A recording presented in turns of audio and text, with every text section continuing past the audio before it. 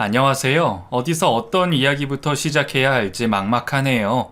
그만큼 저에겐 너무나도 충격적인 사건이었고 대부분의 사람들에게 들려주면 기겁할 만한 이야기입니다. 저는 30대 중반의 여자예요.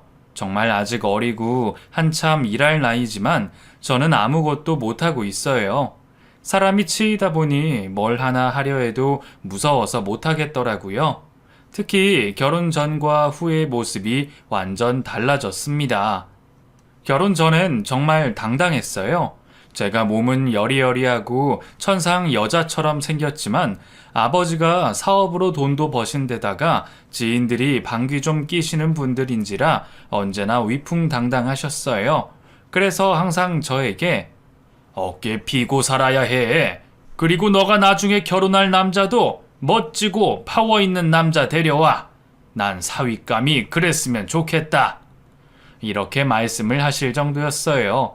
저도 남자란 아빠처럼 돈도 있고 목소리도 좀 크게 내고 어디 가서 기죽지 않는 사람이 최고라고 생각했죠.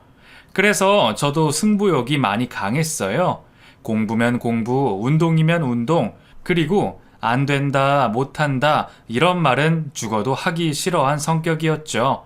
그래서 초등학교, 중학교 때까진 웬만한 남자애들은 다 패고 다녔고, 선생님한테도 할 말, 안 할 말을 팍팍 던지던 아이였어요. 집이 잘 사니까 애들도 저한테 덤비지 못했고, 제가 공부도 잘하고 워낙 말빨도 있고 깡이 넘치니까 소위 말하는 일진 애들도 저를 피할 정도였죠. 오죽했으면 친구들이 너는 괄괄하지만 않으면 남자들한테 인기 최고일 텐데 성격이 왜 이리 지랄 많니? 좀 나근나근해져 봐라. 이런 말을 들었어요. 제가 봐도 제 성격이 괄괄하다곤 생각은 했지만 누군가에게 상처를 주는 성격이라고 생각은 안 했거든요. 그냥 정의감이 넘치는 여장부 성격이라 생각하고 살았어요. 그리고 저는 무엇보다 글 쓰는 걸 엄청 좋아했어요. 겉으론 막 까불고 다녔지만 언제나 일기를 쓰고 시나 소설 읽는 게 좋았거든요. 그래서 저를 정말 잘 아는 애들은 넌 늑대의 탈을 쓴 문학소녀다 라고 부를 정도였어요. 그만큼 저는 글 쓰는 게 좋고 마음이 여린 편이라고 설명할 수 있습니다. 그래서 이런 성격을 좋아해 줄 남자가 어딘가에 있을 거라고 믿었고요. 그때 동창생 중에 한 명이 있었어요. 물론 지금의 제 남편이고요. 일단 과거 이야기니까 남자애라고 표현하겠습니다. 그 남자애는 여리여리하고 순둥이였고 부모님들끼리 잘 아는 사이인지라 아주 사이가 좋았지만 그 남자아이는 저한테 완전 밥이었거든요. 제가 거의 부려먹었었죠.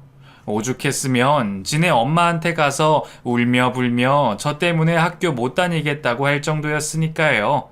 근데 그때만 해도 남자아이는 좀 양아치 짓도 많이 했고 무엇보다 여자애들한테 치근덕대는 기질이 많아서 제가 혼구멍을 내준 거였습니다.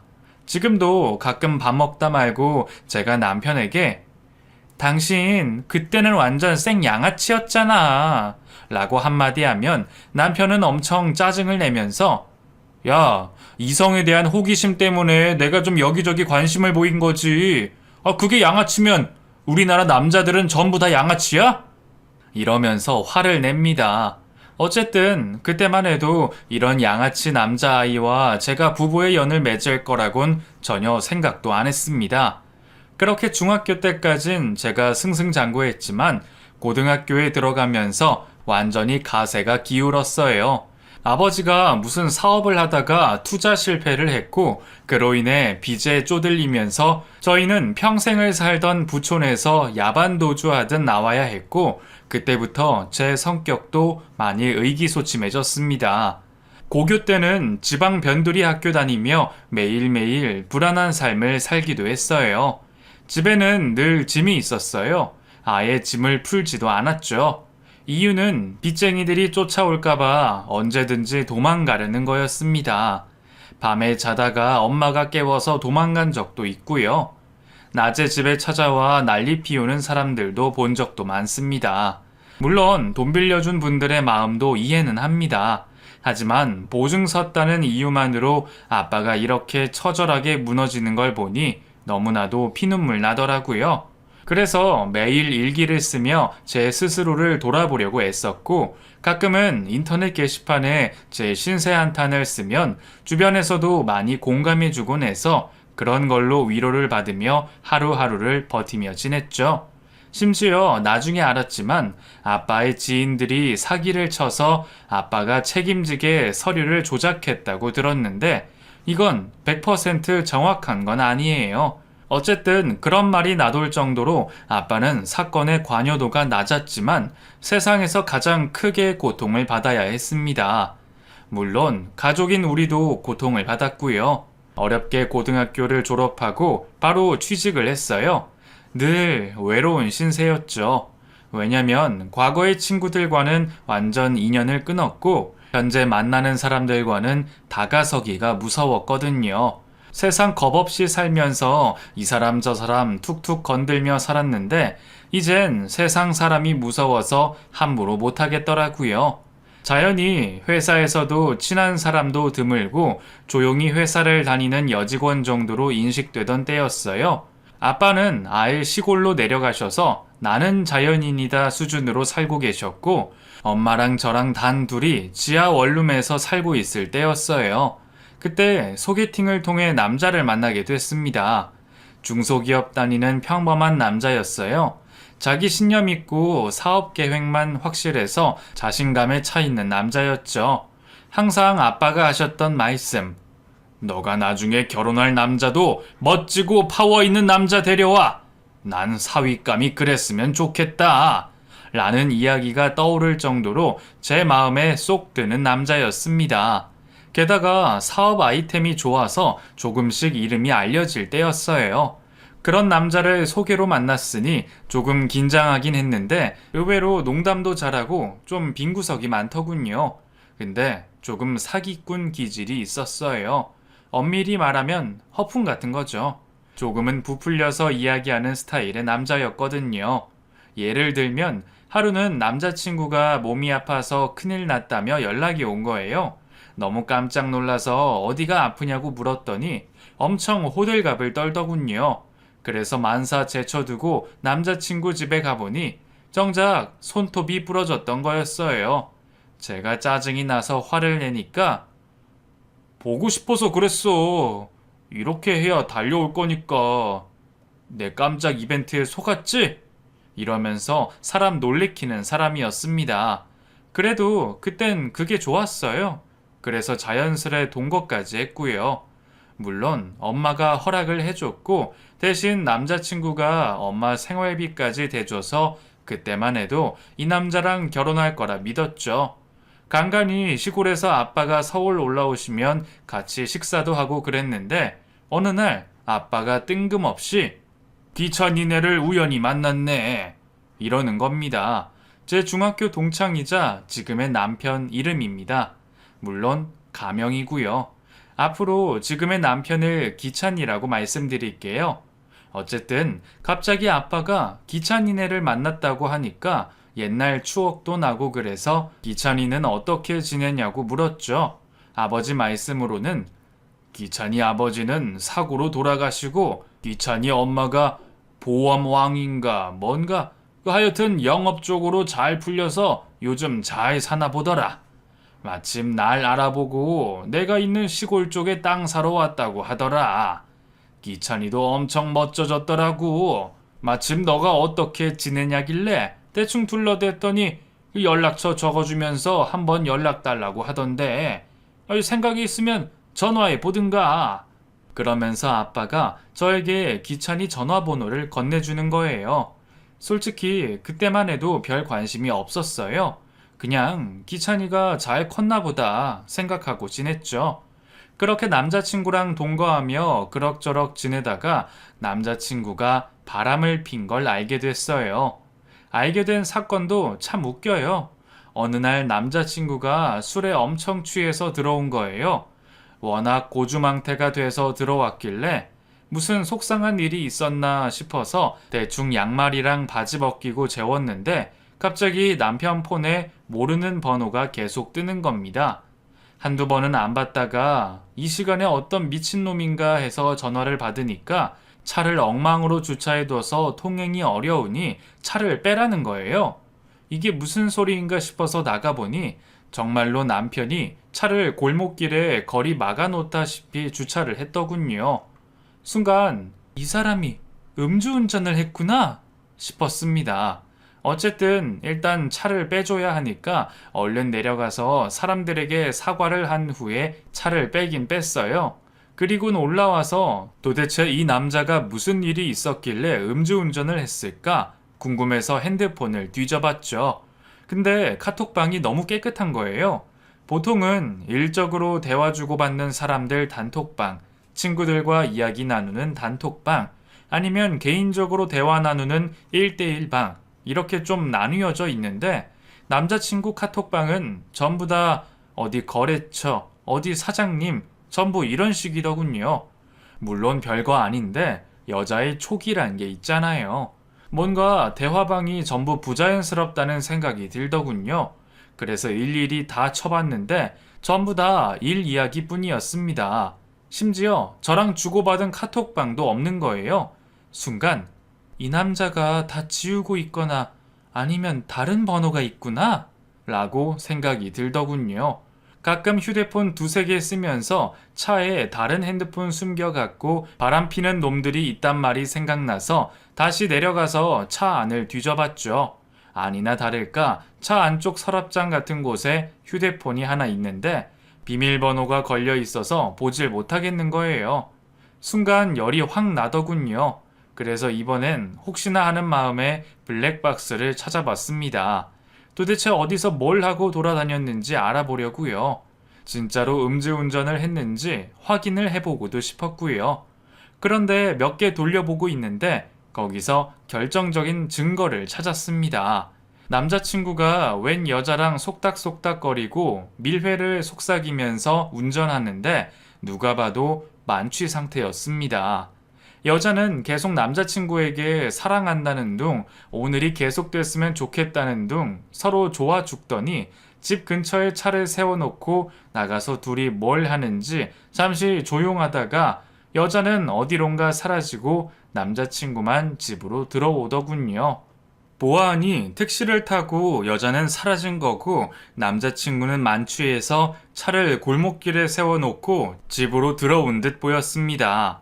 화가 머리끝까지 나더군요. 이것들이 언제부터 그랬나 궁금하고 증거를 모으려고 예전 영상을 좀 돌려봤어요. 근데 이번 영상에는 차가 어디 도시 시내를 가고 있는데 그 안에는 남자친구와 남친의 어머니, 이름 모를 여자가 하하호호 웃으면서 대화를 나누는 겁니다. 심지어 남친의 어머니는 너가 빨리 우리 집으로 오면 좋겠다. 진작에 이렇게 싹싹한 애랑 우리 애가 만났으면 얼마나 좋아. 이러는 겁니다. 정말 머리를 망치로 한 대 맞은 기분이 들더군요. 게다가 그 정체 모를 여자애는 어찌나 애교를 부리는지 고맹맹이 목소리로 남친에게 온갖 애교를 부리는데 남친은 좋아 죽더군요. 그러면서 하는 말이 엄마 어때요? 우리 자기 끝내주죠. 이러면서 셋이 깔깔대더군요. 한마디로 말해 볼 것도 없는 가난한 집 딸내미니까 동거 때려치우고 남친이랑 그 여자랑 엮어주려는 남친 어머니의 계획인 듯 보였어요. 더 이상 참을 수 없어서 일단 자고 있던 남편 엉덩이를 발차기로 차버렸습니다.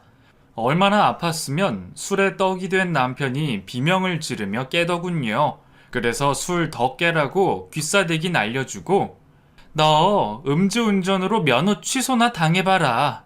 그러면서 블랙박스 영상 들이밀며 이혼하자고 큰소리 뻥뻥 쳤습니다. 잠결에 술이 덜 깬 상태에서 갑자기 잠이 깬 남편은 뭔가 말을 할까 말까 하더니 제가 계속해서 욕을 퍼부으며 뭐라도 말해보라고 하니까 남자가 사회생활 하다 보면 여자도 좀 만나고 그럴 수도 있지. 별걸 다 트집 잡고 난리야. 아무것도 가진 것도 없는 애를 사랑해줬으면 됐지. 언제까지 기어오르려고 하냐? 정말 어이가 없더군요. 방귀 낀 놈이 성낸다더니 어쩜 뻔뻔하게 그런 말을 할 수 있는지 믿기지 않았어요. 당연히 저는 동거를 그만두고 다시 친정 엄마 품으로 왔고 그 사이에 아빠는 남자친구 잡아서 어떻게 한다는 둥 하여튼 살벌했던 시간이 좀 있었습니다. 그러다가 나중에 아빠가 시골에서 시작한 농사가 좀 잘 되고 안정화되면서 엄마도 시골로 내려가게 됐습니다. 저는 어찌저찌 운이 좋게 모기업 사내방송에서 일을 하게 됐어요. 사실 남친이랑 이별하고 난 후에 회사 그만두고 잠깐 쉬는 시간을 가졌는데 마침 아는 분이 너 글을 좀 쓰지 않았나? 내가 아는 데서 마침 작가를 구하는데. 작가요? 저는 정식으로 글 써본 적이 없어서요. 아, 그런 작가 말고 그 회사에서 일하는 사내 방송 작가야. 그 어려운 건 없고 회사 돌아가는 거 보고 대충 상황만 적어주면 거기 있는 PD가 알아서 찍어 오는 거야. 이렇게 추천을 해주셔서 얼떨결에 사내 방송 작가가 되었습니다. 큰 기업은 아니지만 그래도 나름 규모가 있어서 아침하고 점심 무렵에 기업 관련 소식을 전하는 영상을 준비하는 제작진이 됐습니다. 아무래도 회사 돌아가는 일도 알아야 하고 다른 지역에 있는 회사도 출장 가서 촬영해 오기도 하고 그래야 했죠. 그래도 그때가 제일 숨통이 트였죠. 매일 사무실에 있다가 타지로 나가서 잠시 코에 바람도 쐬고 그 지역 음식도 먹고 새로운 사람도 만나게 됐으니까요. 마침 그때 갔던 지역에 있는 회사의 젊은 과장이 이달의 우수 사원으로 뽑혀서 취재차 내려갔어요. 처음에 연락처 받았는데 이름이 어디서 많이 본 이름이더군요. 송기찬. 솔직히 설마 했어요. 그래서 긴가민가 하며 사전에 전화로 간단히 인터뷰는 했지만 막상 현장에 가면 뜻대로 안 되는 경우도 많은 터라 리포터와 PD 그리고 저 이렇게 셋이서 현장을 방문했는데 어디서 훈남이 다가오더니 본사에서 촬영 오신 분들 맞죠? 제가 송기찬입니다. 이러는 거예요. 근데 보자마자 제가 탄성을 내질렀죠. 중학교 때 동창인 기찬이었던 겁니다. 세상에 이런 우연이 또 있을까 싶더군요. 기찬이도 처음엔 절 보고 긴가민가 하더니 제가 그때 있었던 이야기를 하니까 그제야 저를 알아보고 반가워하는 거예요. 리포터랑 PD도 정말 우연이라며 신기해 하더군요. 그날 촬영도 엄청 잘 되고 기찬이가 몸을 사리지 않고 도와줘서 엄청 잘 끝났어요. 원래는 촬영 끝나면 바로 철수한 후에 제작진끼리 간단히 밥 먹고 서울로 올라오거나 아니면 각자 집으로 헤어지는데 그날은 기찬이가 워낙 붙잡는 통에 제작진과 기찬이 그리고 그 밑에 부하 직원까지 전부 다 같이 식사 겸 반주를 즐기게 됐죠. 그런데 약속 장소 가는 내내 여우 같은 리포터가 작가 언니, 동창분이 너무 매력있네요. 혹시 두 분은 어떤 사이예요? 이러는 거예요. 솔직히 저는 아무 관련 없다고 했더니 리포터가 자기가 어떻게 한번 들이대 보겠다고 하더군요. 그때만 해도 그냥 별 대수롭지 않은 게 싱숭생숭했어요. 하지만 술도 적당히 몇 잔 들어가고 오랜만에 동창 만나서 수다를 떨다 보니 은근히 기찬이가 매력적인 남자로 느껴지더군요. 그래서 술 취한 척 온갖 애교를 부리는 리포터를 완전 깔아뭉개고 기찬이랑 이런저런 이야기를 나눴습니다. 사실 옛날 과거 일은 이야기 꺼내고 싶지 않아서 엄청 불편한 술자리가 될 줄 알았지만 오히려 기찬이가 계속해서 이것저것 물어봐 줬고 저 역시 신이 나서 대답하고 또 질문하니까 대화하는 맛이 나더라고요. 물론 리포터에게 행여나 기찬이를 뺏기진 않을까라는 경계심도 있었던 게 사실이고요. 그날 연락처도 주고받고 그 이후로 자주 연락하다 보니 어느새 기찬이랑 엄청 가까운 사이가 됐습니다. 솔직히 느낌도 팍 왔고요. 기찬이랑 이러다가 사귀겠구나? 아니나 다를까 기찬이가 어느 날부턴가 슬슬 데이트 신청도 하고 손도 잡으려 하고 어느새 보니 우리는 사귀고 있었습니다. 그리고 어느새 제가 기찬이 엄마 앞에서 인사를 하고 있더군요. 오랜만에 만나는 기찬이 엄마, 즉 시어머니는 더 세련돼지고 더 예뻐지셨더라고요. 사실 저에게 기찬이 엄마는 수다쟁이 이미지밖에 없었어요. 어릴 적에도 우리 집에 놀러 오면 하루 종일 뭔가 조잘조잘 제잘제잘 거렸던 기억. 그리고 기찬이 엄마가 가고 나면 어머니가 늘 저 옆편네는 시끄러워서 귀에서 피가 날 정도야 라며 뒷담화 했던 기억이 있었기 때문이죠.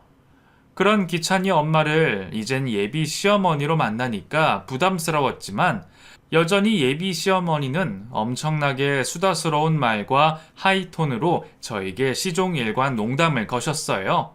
솔직히 반갑기도 하고 부담스럽기도 하더군요. 저에게 관심이 있으니까 이렇게 농담도 하고 수다스럽게 해주신다고 생각했거든요. 특히 계속해서 내가 너희 아빠를 우연히 안 만났더라면 이런 일도 없었을 거야. 그동안 니네 집 소식은 간간히 들었어. 그래도 이렇게 잘 자라주고 좋은 직장 다니는 걸 보니 대단하구나. 기찬이 본사에서 일한다며? 대단하네, 대단해. 예비 시어머니는 제가 본사 직원인 줄 아시더군요. 물론 본사 직원이긴 합니다만 사실 사내 방송직은 계약직이라서 계약 종료되면 아웃이거든요. 그래서 늘 재계약 시즌에 불안한 마음입니다만 예비 시어머니는 그런 건 모르시는 것 같더라고요. 게다가 기찬이도 그런 거 일일이 이야기할 필요는 없다고 해서 저 역시 말은 안 했습니다. 하지만 나중에 그게 큰 문제를 일으킬 줄은 몰랐죠. 어쨌든 한동안은 예비 시어머니에게 이쁨을 한껏 받았어요.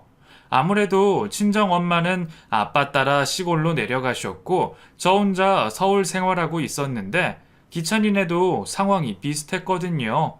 기찬이는 그 지역에 있는 회사에서 일하고 있고 예비 시모는 서울에 있다 보니 자주 식사할 기회가 있었습니다. 그런데 만날 때마다 예비 시모는 저에게 현금을 주며 애기야, 이거 얼마 안 되지만 용돈 쓰렴 하며 돈을 주셨어요. 그렇다고 큰 돈도 아닙니다. 10,000원 혹은 50,000원 정도였고 대충 다 합쳐보니 500,000원 정도 되는 돈입니다. 물론 큰 돈은 아니지만 너무 감사했죠. 그러면서 늘 입버릇처럼 그런데 니네 엄마도 한번 만나야 하는데 얼굴도 못 뵙네. 언제 한번 보고 싶구나. 라는 단서가 꼭 따라 붙었어요. 물론 저도 자리를 만들곤 싶었지만 친정엄마가 아빠랑 농사를 하다 보니 바쁘신 것도 있고 솔직히 제가 기찬이네랑 엮이는 걸 탐탁치 않아 하셨거든요. 그래도 어쩌겠어요. 자식 이기는 부모 없으니 자연스레 우리 집 식구들과 예비 시모님과 기찬이 그리고 저 이렇게 상견례도 하고 어느 정도 결혼식 날짜도 잡히게 됐습니다. 시시콜콜 말씀드리긴 어렵지만 그때 기찬이가 개인적인 일로 결혼은 좀 여유 있게 하자고 합의를 봤기 때문에 저는 저대로 일을 하고 기찬이는 지방에서 열심히 일을 하며 마치 주말 부부처럼 데이트를 즐겼죠. 그런데 하루는 예비 시어머니가 얘야, 너도 슬슬 아이 가지려면 여러 가지로 노력해야지. 매일 출퇴근에 시달리고 업무에 스트레스 받으면 아이가 생기려고 해도 안 생기는 거 아닌지 모르겠구나. 어머니, 저는 괜찮아요. 적당한 스트레스가 정신 건강에도 좋고요. 아빠 아는 분 회사라서 그렇게 많이 스트레스 주지도 않아요. 그래도 그렇지. 좋은 아이 낳으려면 몸도 만들어야 하고 푹 쉬고 몸에 있는 독소도 좀 빼내고 그래야지. 이것저것 이유를 대며 회사를 관두라고 예비 시어머니는 종용을 하셨어요.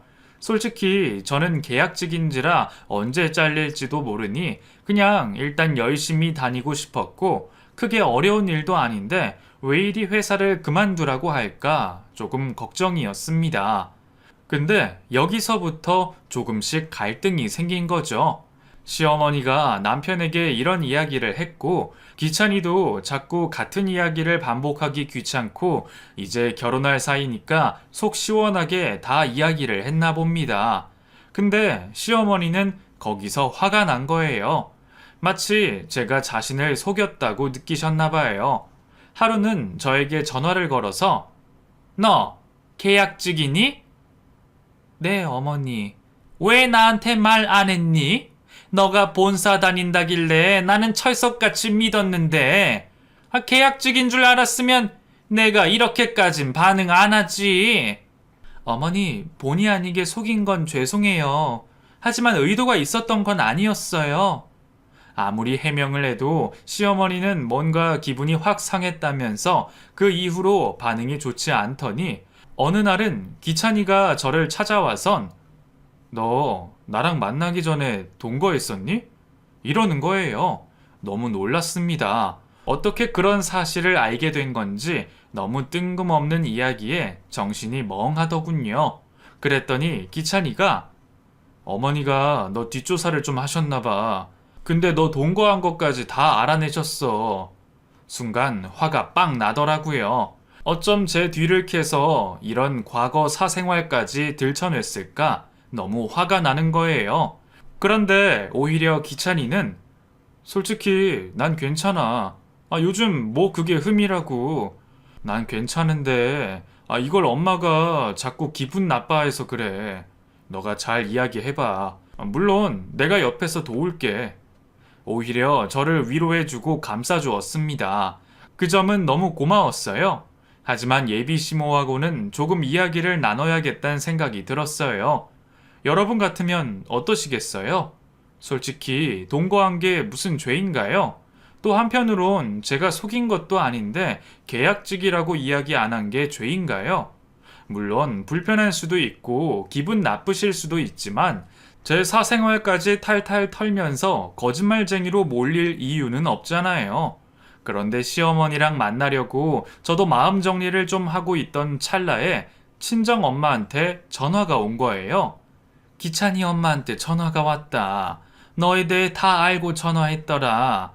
근데 잘 이야기 됐고, 내가 동거는 아니고 회사 기숙사에서 지내던 남자가 있다고 대충 거짓말로 했으니 너도 그렇게 이야기하렴. 알았지? 어쨌든 상견례까지 했는데 굳이 일을 망칠 필요는 없잖니. 이번에 잘 이야기해보렴. 하시는 거예요. 솔직히 그것도 화가 나더군요. 왜 우리 엄마가 거짓말을 해야 하나 생각까지 들어서 예비 시모 만나서 정확히 말씀을 드렸죠. 어머니, 왜 뒷조사 하셨어요? 제가 만나자마자 쏘아붙이니까 시어머니는 조금 당황한 듯 하더니 난 조사한 적 없다. 동거했던 남자친구의 엄마가 알고 보니 우리 교회에 다니는 사람이더라고. 그래서 제보를 받은 것뿐이야. 순간 머리가 띵해지는 겁니다. 세상에나 정말 상상도 못한 일이었어요. 하필이면 그 녀석의 엄마가 기찬이네 엄마랑 같은 교회에 다니는 지인일 거라곤 상상도 못했죠. 게다가 시어머니가 워낙 마당발인지라 여기저기서 소문도 들을 수 있었다는 거예요. 괜히 친정엄마가 선의로 해준 거짓말이 무색해진 거죠. 아니나 다를까 시어머니는 꼬투리 제대로 잡았다는 식으로 사부인이 딸내미 좋게 보이게 해주려는 의도는 알겠지만 그래도 회사 기숙사 핑계는 좀 아니지 않니? 정말 부끄럽기도 하고 화가 나기도 하고 미치겠더군요. 이미 예비 시어머니는 모든 걸 다 알고 있었습니다. 너무 화가 나고 뭔가 억울하고 부끄럽고 하여튼 설명할 수 없는 감정 때문에 그 자리를 박차고 나와서 예전 남친에게 전화를 걸어봤지만 이미 연락처도 바뀌고 연락 닿을 일이 없더라고요.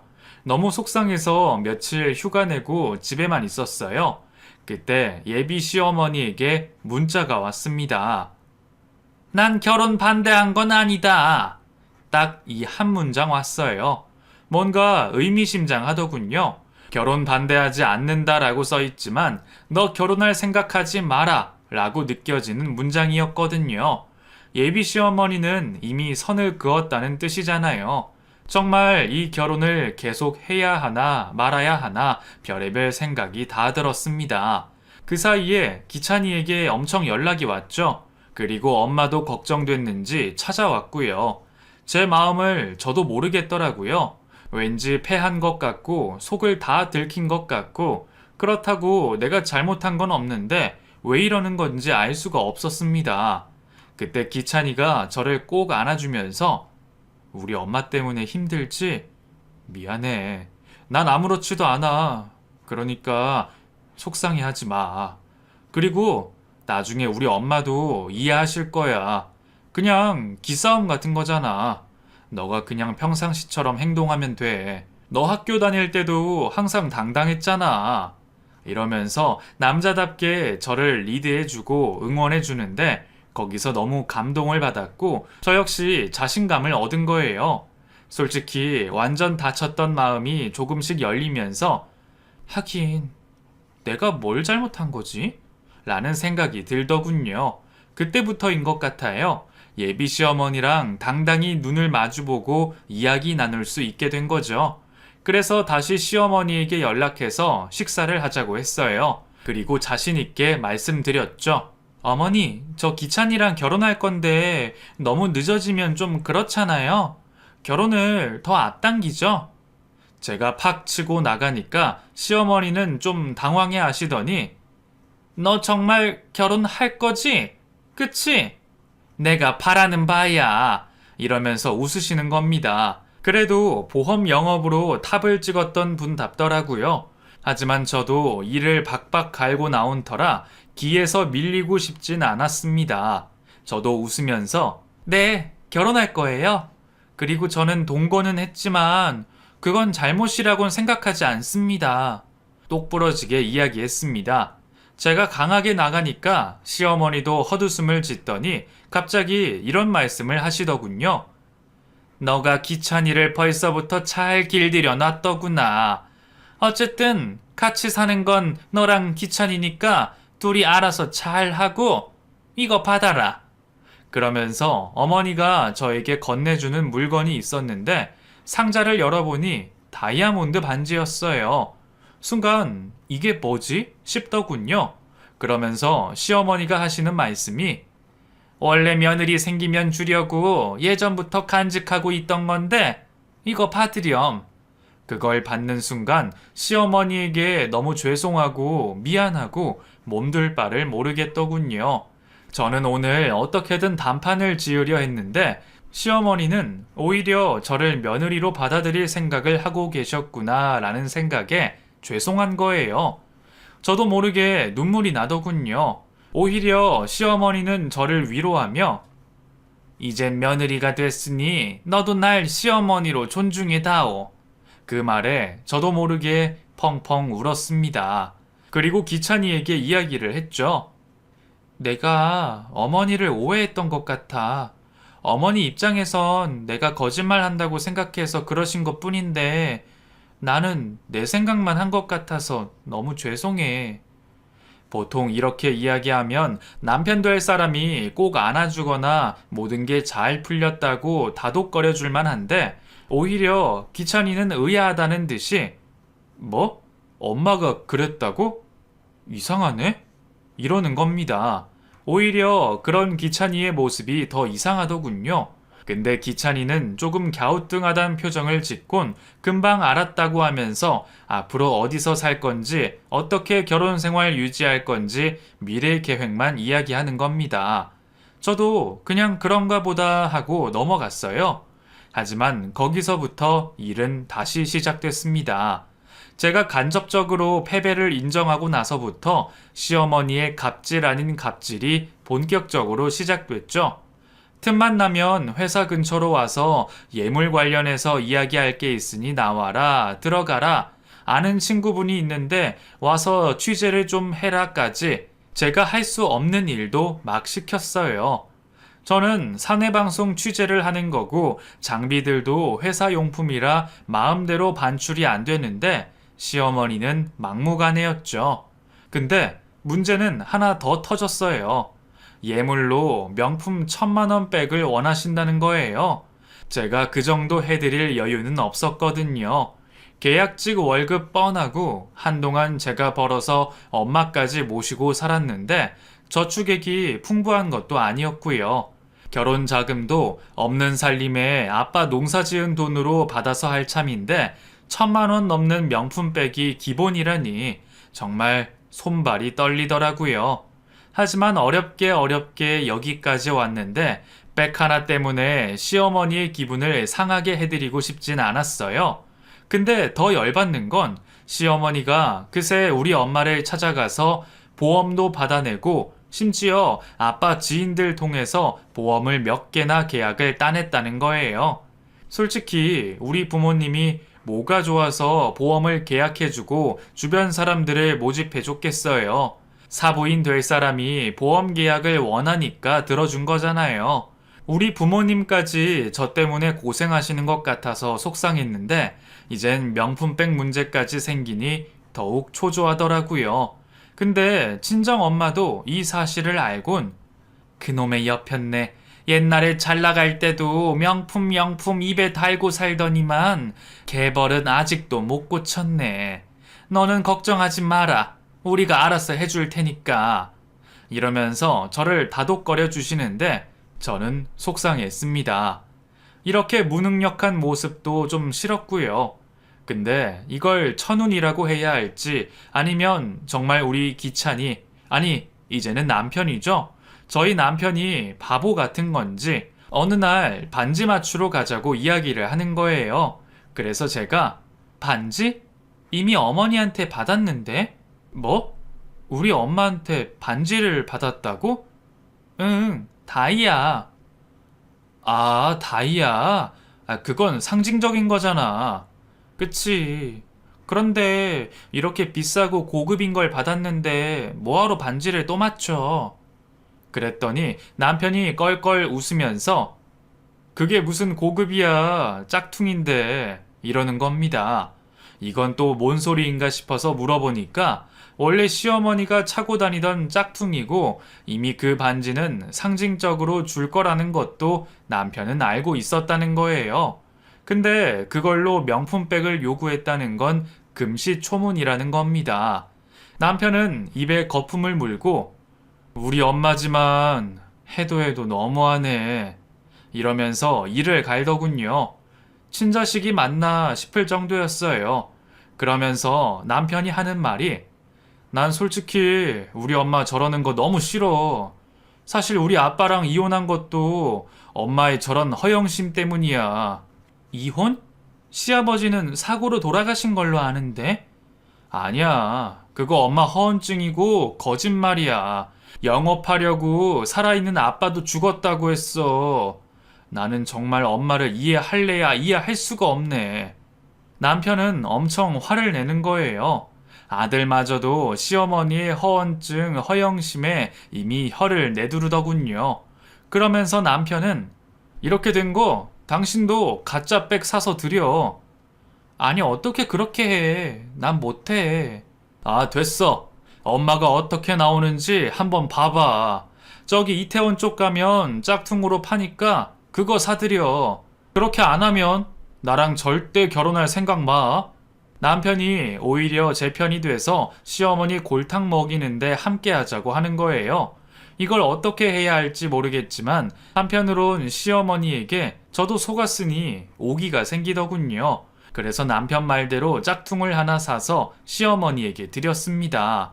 선물을 받자마자 입이 찢어지시더군요.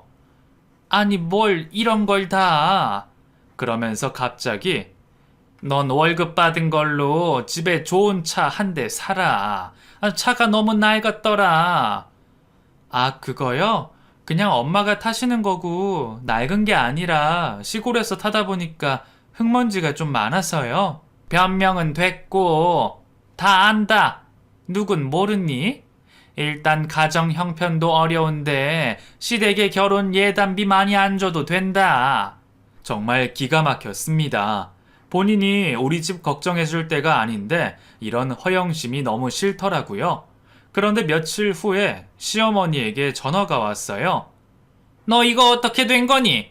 이거 짝퉁이라는데 어떻게 된 거야? 너 우리 아들하고 결혼하기 싫구나? 그래서 기다렸다는 듯이 말씀드렸습니다. 어머니도 짝퉁 주셨는데 저도 똑같이 해드린 것 뿐이에요. 뭐? 너 지금 말 다 했어? 아니요, 더 드릴 말씀 있어요. 아니, 결혼을 미끼로 저랑 우리 집 이용하시면 어떡해요? 저는 이럴 바엔 어머니 안 볼 겁니다. 아드님도 어머니랑 인연 끊는데요. 너 지금 말 다 했니? 그러더니 시어머니가 깔깔 웃으면서 그래, 너 잘났다. 두고 보자. 이러면서 통화가 끝났죠. 솔직히 두렵기도 했지만 한편으론 속 시원하기도 했어요. 오히려 기찬 씨가 응원해 주더군요. 그러면서 하는 말이 결혼은 우리끼리 하면 돼. 너무 신경 쓰지 마. 정말 바보 같은 우리 남편이었습니다. 그런데 그 전화가 끝나고 그날 저녁에 시어머니가 집 앞에 찾아오셔선 너 이럴래? 이렇게까지 남의 귀한 집 아들 놈에게 막대해도 되는 거냐? 뭘 막대해요? 너가 우리 귀찬이 완전히 세뇌시킨 것 같더라. 아주 지금 우리 집안 가지고 노는 거니? 난 이 결혼 반대다. 이젠 화가 나더군요. 그래서 저도 질렀습니다. 됐고요. 저는 결혼 안 할 거니까 정확히 계산할 건 하고 끝내시죠. 계산? 말 잘했네. 다이아몬드 내놓고 내가 지금까지 밥값, 차비 등등 다 내놔! 정말 끝까지 사람 열받게 하는 데는 프로 선수 뺨치는 겁니다. 그리고 어이가 없었고요. 아주 미친 개소리를 정확하게 지저대더군요. 이건 시어머니가 아니라 완전 미친 노망난 할머니였어요. 그래서 저도 물러설 수 없어서 그까짓 거 하겠는데 대신 아드님이 빌려간 돈 좀 내놓으시죠? 저도 맞불을 놨어요. 왜냐면 기찬 씨가 사실은 아빠에게 빌려간 돈이 있었거든요. 물론 큰 돈은 아닙니다. 엄밀히 말하면 아빠가 지방에서 사니까 생활비 하라고 용돈 비슷하게 준 거예요. 그건 아들 통해서 이야기 들을 테니 일단 내가 준 돈이나 내놔. 솔직히 그거 다 합쳐봐야 100만 원 남짓일 겁니다. 하지만 여기서 시어머니의 생각이 얼마나 짧은지 알 수가 있어요. 지금 들어준 보험 계약은 어쩌려고 저러는 건지 한심하더군요. 그래서 돈 100만 원과 거기에 이자 붙여서 200만 원 주고 저는 친정 엄마에게 전화 드렸죠. 엄마, 보험 계약 다 해지해버려요. 그랬더니 다음 날 아니 중간에 보험을 빼가면 어쩌라는 거야. 지금 한창 잘 되고 있는데. 정말 너희 집구석은 아주 배려가 없어. 무식하게 말이야. 우리 집안을 무식하다고 깔아뭉개고 있더군요. 듣는 내내 너무 열이 받아서 시어머니에게 말했죠. 걱정 마세요. 더 좋은 집구석 될 테니까요. 그러곤 전부 다 계약 해지해버리고 저희는 스몰 웨딩으로 시어머니 없이 결혼식을 진행했습니다. 솔직히 기찬 씨도 엄청 후회하고 망설였지만 자신은 자기 엄마가 저러는 모습이 어릴 적부터 너무 싫었고 미치겠다는 거예요. 이참에 시어머니 버릇도 고치고 싶다며 우리는 그렇게 결혼해서 다른 지역에 신혼살림을 차리고 살게 됐죠. 물론 남편이 서울로 오기보단 제가 계약을 완료하고 지방으로 내려갔습니다. 그런데 하루는 시어머니가 또 회사까지 찾아와서 기찬 씨에게 욕을 퍼부었다고 하더라고요. 말 그대로 천륜을 버리고 여자 쫓아서 마음대로 결혼했다는 이유였겠죠. 근데 남편이 단호하게 말했다고 합니다. 어머니, 그런 허영심 좀 버리세요. 그리고 우리 이제 인정해 주시고요. 지금도 시어머니는 저에게 저주 섞인 문자나 전화를 하십니다. 그때마다 저는 이야기를 해요. 저를 인정해 주세요. 그러면 시어머니는 저를 나쁜 년이라며 욕만 하시고 끊어요. 그러다가 진짜로 시어머니가 선을 넘은 일이 최근에 있었어요. 우리 아빠를 사기죄로 신고를 한 겁니다. 알고 보니 우리 결혼 이야기 오갈 때 아버지와 시어머니가 결혼식장 문제로 이야기할 때 장소가 애매하니까 시골에서 어르신들 모시고 오라고 버스 대절비 150만 원 정도를 아버지에게 드렸었나 봐요. 솔직히 그 돈 없어도 되지만 그래도 양가 간의 예의니까 아빠가 그 돈을 받았는데 일이 이렇게 꼬이는 줄 모르고 아빠가 그 돈을 깜빡하신 거죠. 시어머니는 그걸 사기라고 지금 신고를 했고 아빠는 억울하단 입장이고 시어머니는 처벌해달라고 극과 극으로 치달은 상황이었어요. 물론 결론은 전혀 죄가 없고 이미 결혼까지 한 터라 전혀 문제될 게 없었죠. 그걸로 인해 아빠도 혀를 내두르고 남편인 기찬이도 힘들어했지만 어느 날 술에 취해 울더라고요. 우리 엄마 도대체 왜 저러니? 너무 속상해. 하지만 우리 엄마가 행복했으면 좋겠어. 솔직히 피를 어떻게 속이겠어요. 남편도 엄마가 밉고 싫었지만 그래도 사랑하니까 걱정을 하는 거겠죠. 저도 아내로서 가만히 있을 수는 없겠더라고요. 그리고 평생 안 보고 살 수는 없으니까요. 그래서 저는 다시 150만 원에 이자 넣어서 200만 원 들고 시어머니 계시는 사무실에 찾아가서 정중하게 드렸습니다. 그러면서 한마디 했죠. 200만 원 받고 인연 끊으실래요? 아니면 200만 원 안 받고 아드님이랑 제 뱃속에 있는 손주도 보실래요? 사실 제가 임신한 상태였거든요. 시어머니는 생각을 좀 해보겠다는 눈치였지만 최근에 남편에게 다시 톡을 보내고 은근히 저에게도 말을 걸려는 눈치입니다. 사실 시어머니 때문에 아주 마음고생이 많았지만 그래도 천륜을 저버리고 헤어져 살 수는 없을 것 같아요. 조금 허풍도 있고 허영심도 있지만 그래도 그게 악의에 차서 그런 건 아니라고 믿고 싶습니다. 저도 어디 가서 성질 죽여 사는 여자는 아니니까요. 앞으로 시어머니와 또 부딪힐 일은 많겠지만 현명하게 이겨내려고 합니다. 많이 응원해 주시고 잘 살 수 있도록 힘을 주세요. 저의 긴 글을 읽어주셔서 감사해요.